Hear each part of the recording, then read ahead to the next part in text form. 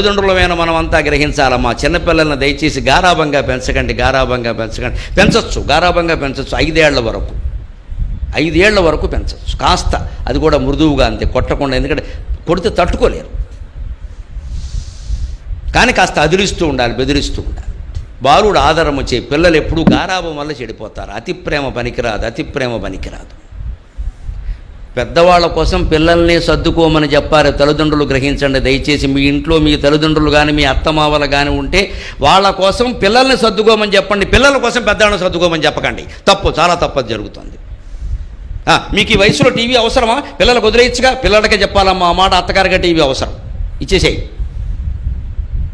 వెంటనే కోడలకు వచ్చేస్తుంది ఇంత పొగరు. అత్తగారికి చెబుతుంది ఈవిడికి 20, ఆవిడికి 60 వయస్సు. ఎలా చెబుతారండి అత్తగారికి, మావగారికిను?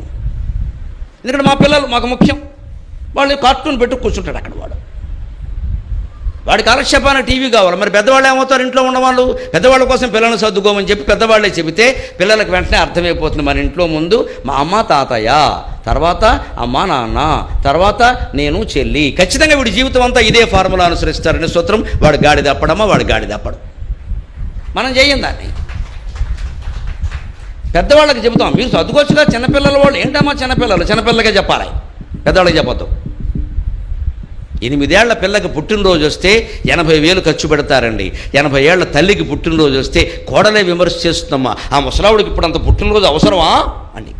నీకు అవసరమా? నీ మొగుడికి అవసరమా? నీ పిల్లకి అవసరమా? అలాగే అత్తగారికి కూడా అవసరం, మావగారికి కూడా అవసరం. చేయాల్సిందే. 90 ఏళ్ళున్నా చేయాల్సిందే, 100 ఏళ్ళున్నా చేయాల్సిందే.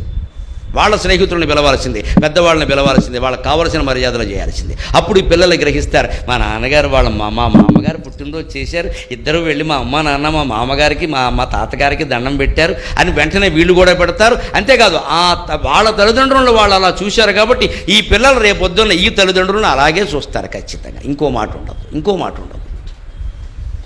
మనం ఏం చేస్తాము? మన తల్లిదండ్రులు మనం వృద్ధాశ్రమంలో పారేసేసి పిల్లల్ని ఇంట్లో పెట్టుకుని పిల్లలకి మాత్రం తల్లిదండ్రులను జాగ్రత్తగా చూడవలను. ఇదో స్వార్థం. ఎక్కడ మీ అమ్మా నాన్న నువ్వు ఓల్డేజ్ హోమ్లో పారేస్తావా?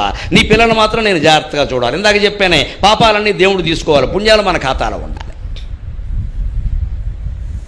అందుకే పిల్లల మనస్తత్వం అండి, మనం చెప్పినట్టు చెయ్యరమ్మా, మనం చేసినట్టు చేస్తారు. గమనింతురుగాక. పిల్లలు మనం చేసినట్టు చేస్తారు, మనం చెప్పినట్టు చెయ్యరు. మనం ఏం చేస్తే చేస్తాం. మనం ఇంట్లో తల్లిదండ్రులను గౌరవిస్తే వాళ్ళు ఖచ్చితంగా గౌరవిస్తారు పెద్దవాళ్ళని.